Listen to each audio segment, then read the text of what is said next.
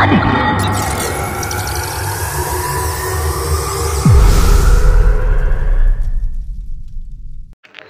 Assalamualaikum semua. Kembali ke channel Instagram juga sama sekali. Main game Bitcoin Dash versi Subzero. Ya main. Nak ambil yang mode biasa, no in. Mode biasa lah.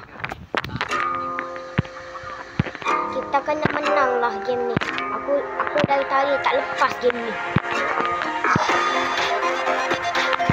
Jadi kita kena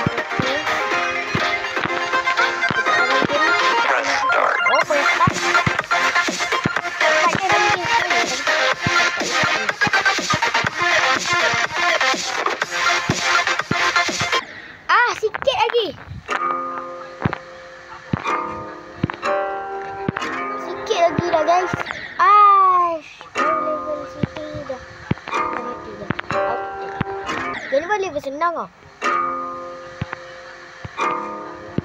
Okay, so let's go. Kita try lagi. Kita cuba. Kita cuba lagi. Okay, ni dah keluar dah lagu ni. Press start.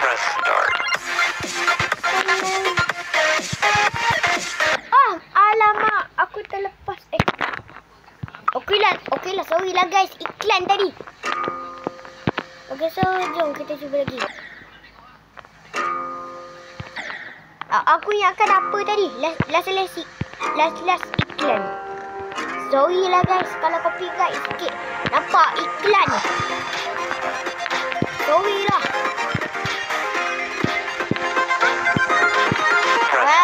Kali ni aku berjaya sampai ke stage yang mana nampak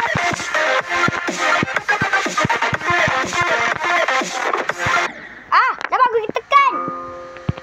Sepatutnya tak tekan. Kalau yang tadi baru kena tekan. Aduh, dari tadi tak terjadi. Sampai ke tahun depan je lah. Tak siap lagi game ni.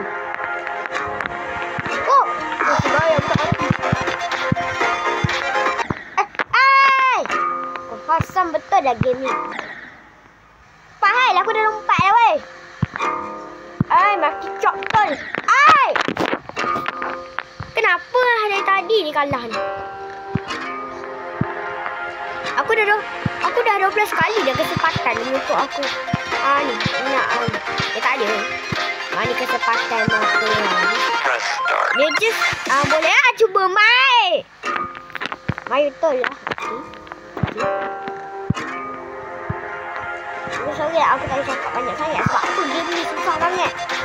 Kalau yang biasa ni, kalau yang biasa senang dah sikit.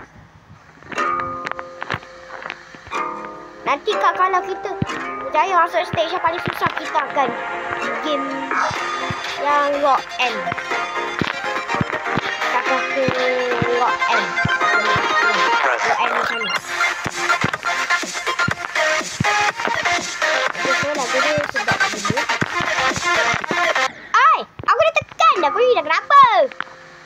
Ya Geometry Dash ni memang tak guna betul. Aku dah tekan dah tadi. Aku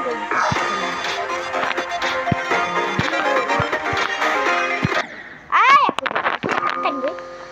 Saya tak tekan. Dia tekan sendiri. Asam. Tak payah lah. Aduh. Korang kenapa Geometry Dash tak guna? You can handle. Okay guys, so tadi iklan lagi lah. Dari tadi muncul iklan tau. Aduh. Batuk pula aku. Ni kena cuba lagi. Kalau kalah lagi tu aku end video. Press start.